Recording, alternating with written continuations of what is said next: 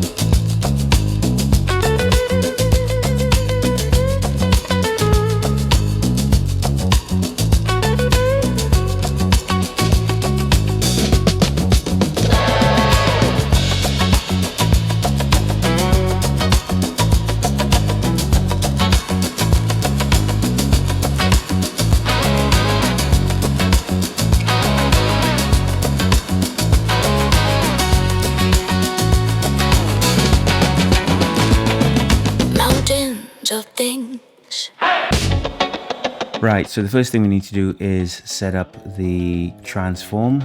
Or in my case, I'll show you how I don't use color space transforms, but rather I get it done automatically using DaVinci Color Management.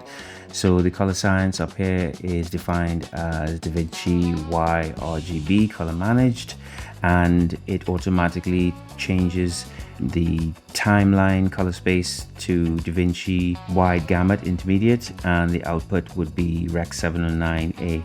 So any clips that I put into the timeline will automatically be converted into this color space here, and I don't have to worry about doing a conversion. So it's like having an automatic CST, which some people don't do, but that works for me, and that's the way I'm going to be doing it. But the implications of that I will be showing you very shortly. I actually do need to use a CST for the Film Lab plugin because it needs to arrive in a format that it recognizes, and in this case that's going to be ARRI log.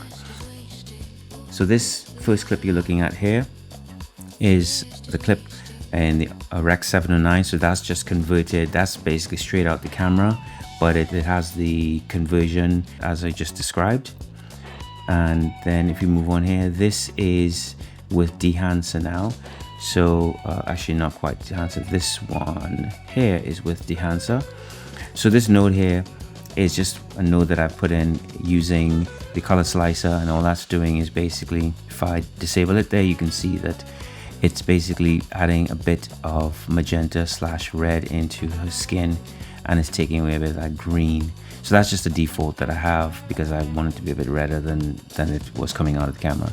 But Dehancer, if we look at the setup now, you see that it's using the timeline color space, which is DaVinci Resolve Wide Gamut Intermediate, and I'm using Kodak. The film emulation I'm using is a Kodak Supra 100, and the print emulation is the 2383, the classic 2383. In terms of the other things I'm outputting here, I'm not really using any of those other things. It's purely that. The other thing to note is the output that I'm doing is 39.5 as opposed to 100%, just because I want a bit of flavor and I don't want it overpowering the actual footage. And if we continue here, then we go to the ARRI Film Lab. So the same node that I described before, to keep it all the same and balanced, I have that on this input as well. But the thing that's different, if you look here, the thing that's different is I have two CSTs. I have a CST in and a CST out between, and I have the ARRI Film Lab plugin between the CSTs. So why do I have that? Well, simply because I want to take the timeline, which is DaVinci Wide Intermediate. I want to turn that into the ARRI Wide Gamut 4 color space, and the output gamma, the ARRI Log C4, because that, if you look here at the plugin, that is what the input and output color spaces are required to be. It's saying that I want it to be Log C4, ARRI Wide Gamut 4. And that's what I'm going to output. That's what the plugin is saying. So to be able to facilitate that, I have to have a CST which converts it from the DaVinci Wide Intermediate to that into ARRI Wide Gamut 4.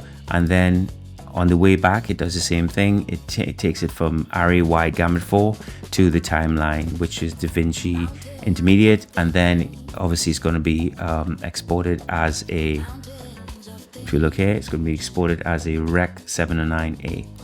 So that's what these two CSTs are here for, if you're using a color managed workflow like I am. So now to the juicy bit. So right now we have the ARRI Film Lab plugin. So basically you have the film grain. You have different film grains depending on the film stock that it's modeled from. So it's 500T, which would be 500 tungsten, 200T tungsten, and the 50D, which would be the 50 daylight.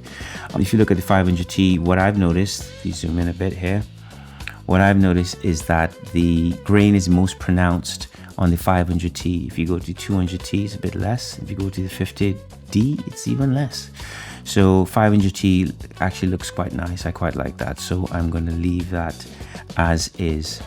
And the halation, I've put that up. I mean, in practice, I probably wouldn't do that depending on what I'm doing for. If I'm doing stock, I don't put halation on my clips. And I might put a bit of grain, but very subtle. But this is actually quite subtle. I really like the way the Film Lab is rendering the grain here. The color intensity, this is literally how much of the color effect is being applied to the clip, and you can vary that from 0 and just have grain all the way up to full intensity, which is how I have it for this demonstration. Gate weave, that's for me useless. I don't want my footage jiggling about. I see no reason to do that, so I'm having that 0. And then if you look at the drop down, this is where you have the different looks in the ARRI Film Lab. So you have 5 looks, from Premiere to Classic to Live to Reversal to Bleach Bypass, and all of them, depending on the footage, can obviously then be varied by the color intensity slider, and you can get the look that you're after. But for this demonstration, the one that you've just seen, what I've done is each of these has a different setting for the print and process, and you can see as we go through them, they change.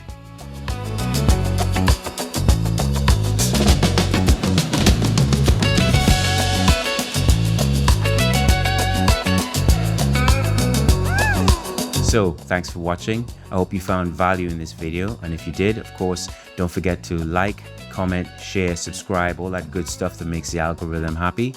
And until the next time, stay lucky, stay blessed.